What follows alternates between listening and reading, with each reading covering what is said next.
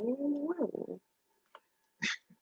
Welcome everybody to another episode of and Political Views. We are your host, Aviance Watts. And I'm Michelle Tyson. And tonight I'm feeling pretty good because I just read that in regards to Muskegon County, Mercy Hospital in Muskegon, in the city of Muskegon, has announced that they have zero, I do mean literally zero inpatient COVID cases, COVID patients, and which is a good thing because that lets us know that we're taking a step back toward getting, back toward, being normal again. And again, we as well as the city, the hospital, Mercy Hospital, encourages the community to continue to keep wearing your mask, keep washing your hands, keep practicing social distancing, and follow the health, the health protocols and stuff like that in order to keep these numbers down. Now, don't get me wrong, we still have in the statewide, we have about a little over 500,000 cases, but that's pretty good. Because again, Compared. yeah, that's just cases, no deaths. But at the same time, we haven't had zero inpatient COVID cases since March of last year. Last year, March, we still had, that was the last time we had zero cases. So that's a step toward progress. And, I'm very proud to say that. But at the same time, statewide, we still have a little over 500,000 cases. Again, no deaths as of late. But in the city of, well, not the city, but Muskegon County itself, we still have about a little over 1,300 cases, but again, no deaths have been reported. So that's still a good thing. We still got work to do, but that lets us know, we still moving in the right direction as far as getting those numbers down and going back to normal. Um, at the same time, even in the school system, a lot of things are going back to normal too, and that's a good thing as well. Yes. Yeah, because I'm feeling good about that, y'all. Because I guess once we start, getting back to normal. Because you get tired of when you gotta go everywhere you gotta go. You gotta put this mask on. I understand we gotta follow proper protocol. That's understandable. That's cool.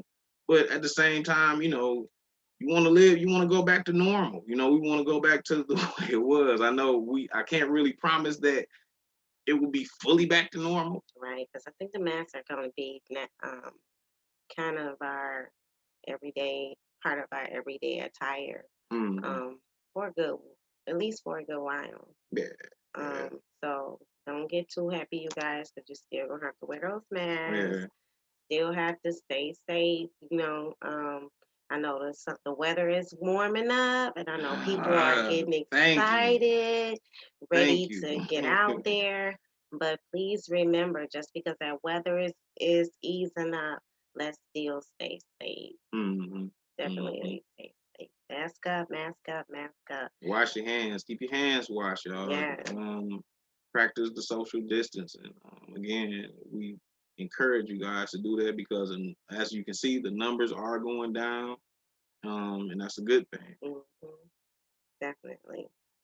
So, speaking of Muskegon and Muskegon Heights and everybody going back to school, Mm. Muskegon Heights have just announced Uh-oh. that they will be going back to school in person Mm. on the 15th of March, and they will be doing hybrid learning. Now, for those of you that don't understand what Yeah, that what is is, hybrid hybrid learning? learning is they're going to be going to school few days online and then a few days in person. Okay, okay, face to face. Yeah, Okay. and the way they decided that for those who haven't filled out the survey and don't know about it, there is a survey that they are doing, and they're asking the parents to fill it out. You can contact the office to find out how to get one, and they will make sure you get one. So if you do have a child that attends Muskegon Heights Academy and you haven't filled out the survey to voice your opinion on whether you would prefer hybrid learning or if you just choose to keeping your Like child 100%. distance, yeah, Yeah. 100% social Hmm. distance. That's understandable too. Yeah. So 'Cause some of either us ain't really ready yet. You know, some right, of us because we ain't I'm ready be yet. honest, I'm Some not of us really ain't ready ready for yet. all the, in person Yeah, contact. yeah, I'll tell the yeah, person in a minute. yeah. We can Zoom all day, Hmm. because I'm just not ready. I've been had a cold. And I mean, and that's understandable, you Yeah, know, because it's some, you know, yeah. I just can't do it. I'm sorry. But also, so some of the things that will be happening while they're going face to face in the in-person learning in school, they will be receiving breakfast still, Okay, that's good. That's good. transportation. Also, if you have a child that gets transportation, they will be contacting you directly. Um, Also, they are asked to wear the appropriate clothing, even though you're not going to be asked to wear uniforms this year. You still got Just to proper make attire, sure it's yeah, something proper presentable attire and and yeah, presentable. coming there, yeah, So, okay. no pajamas, y'all. Come on, just because they're going to school, Yeah. and they telling him let's keep it presentable, Hmm. and keep it productive at the same time. Hmm. Um, Professional too, Yes, because and they yeah. are asking that all parents keep any of all your guys' contact information updated so they can get in contact with you. If you have email with address, please make sure the school get it because most of the time the schools are emailing parents because that is the best way of communication, or they Hmm. will ask you what is the best way for communication for you. So if your best way for communication is by text messaging, please update your information and make sure the Hmm. school and faculty knows that so they can do what it takes to make sure your child is properly well educated and prepared to be educated. Um, Also, in they also plan to make sure that they follow the COVID guidelines in the Hmm. strategies. So, like we said, we're going to make sure we're washing hands, the 6 feet social distancing, cleaning, Mask. yes, masks, cleaning and disinfecting. Yeah, Um, yeah, yeah. so Because I know at one point, I know a lot of schools, like about 5 minutes before class ends, the instructor usually it's a spray bottle in the front of the class and a basket of paper towel. Or before class starts, that mhm. instructor would set some paper towel on the desk that would sit at the end of the class. So end of the class comes, that instructor would go around and spray each student's desk and they wipe it off, throw it in the garbage. You know, it's like a prop, just kind of, kind of doing a little extra to keep Extra to everything keep clean. everything. Yeah. That's very good. And so also by them starting the in person person to person, their focus is going to be on reconnecting social and emotionally and academic Yeah, because learning. being locked in that house all day and just sitting on a computer, and I mean, Yes. it's convenient to an extent, but after a while, you want to kick it with your friends in But person. they are asking that you keep all your materials at home, backpacks and everything that they need for school will be provided for them. So Oh, they okay, don't need okay, backpacks, okay. pens, pencils, none So of they that can just stuff. come, just They can come. just come make sure you're dressed School to and provide prepared. Yep, everything. mind readiness. That's all you got to have to come to Hmm. school now. Mind readiness. Be Hmm. prepared, ready to go. And then that's just to keep it safe, practice trying to cut down on some of the things that they have to worry Hmm. about cleaning and passing on germs. So that's a good thing right there. Hmm. um, Hmm. so basically, if you're ready for your child to go back to school, contact them and let them know. And just be reassured that they are practicing COVID-19 practices. And Protocols and yes, policies and and policies procedures. and Yeah, procedures. yeah, yeah. They will be creating a list. If any student gets in contact with COVID-19, there will be a list. It will be reported to the public health department. They are practicing every protocol there is. Now, for the best part of this news about Muskegon Heights, and I'm happy to say this because people don't always get a good rep, all the time. So I'm happy to announce this for her. So guess what, you guys? Muskegon High support and curricular activities will begin again. Oh, So coaches will get in contact with any players or whatever. who So that means, interested in playing? yep. Y'all gonna start hearing So from the coaches and yes. sign ups and So okay. that means make sure your grades are right now, because Oh yeah, you still gotta have you your still grades gotta up. have your grades and Yeah, stuff yeah, together. yeah. So for everybody who was waiting for this, yes, Heights basketball will be beginning again. We'll resume. They will resume again, all sports. But like they said, the weight room will be open back up.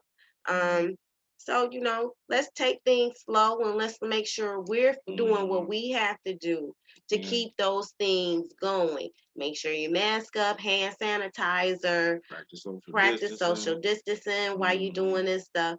Because we love the sports and we want our kids to get back into it. So let's make sure that we're helping them stay into it by keeping Practicing COVID-19 proper practice. protocol. Yes, that's the main thing. So I'm super excited for you because I know they're tired of being at home. And yes, so I'm super excited for all those youth that have been waiting at home, waiting on this opportunity to get back out there. So thank you, Muskegon Heights Academy, for keeping us updated, because yes. a lot of people were wondering, what was going on. So thank you for giving everybody an update and keeping everybody posted on what's the next move for Muskegon Heights. Definitely. All right. So I know we got some announcements. Yes, we do. Uh, our next announcement and it still pertains to Muskegon Heights Academy. So that's the Speaking of good. Muskegon Heights Yes, Academy, yes. They're doing some big things right now. I'm proud of Muskegon Heights Academy. Congratulations, you guys. Um, they are a part of a vaccine drive that will be um, hosted that will be presented on March the 3rd, actually, at Muskegon Heights Academy. And this is a collaboration with the Muskegon Branch NAACP Unit number 3147, collaborated with the City of Muskegon Heights City Manager Troy Bell, and also with the Muskegon County Public Health Department. And then also, I heard it's also several pastors throughout Muskegon that's partnering okay. also. Okay. And then, of course, you have Muskegon Heights Academy. So we appreciate you guys for doing this. Now, this is for only vaccination signups. So it's not really the actual vaccination. Nope, it's not actually the vaccine. Okay, just for the signups. It's just for the signups, and the signups will be from 3 to 8 p.m. So your name goes on a list, and then they will contact you. So I also heard they were doing another one after the 3rd. So if the list has been filled already, you have an opportunity to get on to the second one. So at least we just want to make sure we able to get the information out. And also, these vaccination signups are for people 60 and up. Okay, so if you have loved ones at home and they need that vaccination shot, let's get them out there and get them vaccinated, because they really our seniors are the ones that really need it. So if you know a senior that needs to be vaccinated, it's March 3rd. Let's get them out there, get them registered. Even if you know somebody that needs transportation, go help them and take them to where, hey, I know a place where you can get registered to get signed up. Take them up there and go ahead and let them get signed up. We're going to try to make sure that we come on and let you guys know where the vaccination spots are, because we really do need to make sure our people are well notified of this. You see the numbers are going down, and a lot of it Man, I'm so excited about those it's due to numbers, the man. vaccinations. So I'm not gonna lie, it was offered to me, and I'm definitely going to take it because my immune system sucks as it is. So yes, I am going to take it, and everybody that I know that have taken it, they're all right so far. So don't be Mm. scared of it. Just, just let's think of it as like a regular shot that you got to take Like a every flu year. shot or something like Yeah, like a that. TB test or something that you got to take every day. Just look at it like that. But those are my announcements. Yeah, now we cannot go any farther without acknowledging again, this is Black History Month, y'all. Um, and on this day, and it's something I like to share with you guys. Actually, a friend of mine, Rashid, he friend of mine, one of my college homeboys, he shared this actual Black History fact on this day, 1870. Um, Herman Revels was the first, he was sworn in as the first state representative of Mississippi. And then he was also the first, well, he was the first black state representative of the state of Mississippi. And he was also the first black representative in Congress. And that's like 1870, y'all. That's like 100 and what, 20, 130 years ago, something like that. And we were state senators and representatives in Congress back then. You know what I'm saying? So we was doing that already. So I'm proud to announce that, and I really I want to thank my boy Rashid again for sharing that with me and let me kind of so we can spread that, because we was great back then. We didn't just become great when Obama became president. We was That's already right. state representatives in Congress 100+ years ago, over a decade ago. So yeah, I want to share that with you guys. And like I say, his name is Herman Revels, Revels. Herman with an I. It's kind of spelled different, but and back then in the 1870s, slavery was still around. He was already a state representative, the state senator, I mean, and a representative in Congress. When it was slavery, still slavery wasn't even abolished yet. So I want to just let you guys know we was great back then, and it just wasn't about slaves. It was bigger than that. Well, he chose about senator and a male. Now I gotta represent for the women for Black Black girl History. magic. Yes, Black girl magic all day. So I am going to tell you guys about Miss Alberta Jones, who was Louisville's first female Black prosecutor Mm. and was killed in, unfortunately, 1965. And to be honest, her case was still Pending. yeah, it's still pending and unsolved. To this day, her body was found Oh in the Ohio on the River river, where she yeah. drowned.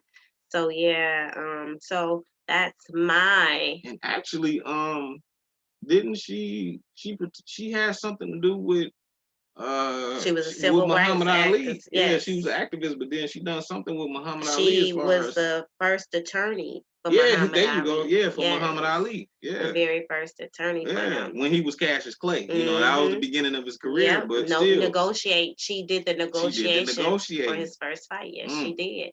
A Ooh, woman ooh, ooh, always ooh. make things happen. Blah blah blah. So that's my Black History Month share for today. Anyway, And you guys, to be nah, but honest, that's we didn't even know which Black History Month people we were going to do. So, that just kind of worked right just kind on of in click right in. there. So, Yeah, but that's good to know, because back then we didn't know anything about female attorneys or nothing like that. To this day, I'm still, I know maybe one personally, that's from our neighborhood, maybe one attorney. it's It's quite quite a a few few now. though. It's a lot more. Yes. It's a Oh, lot more out yes. there, but at the same time, they don't get Definitely. acknowledged. They don't get wrote down in the history books. Like I would, if you would have never shared that with us, I never would have heard about it. A female attorney back then.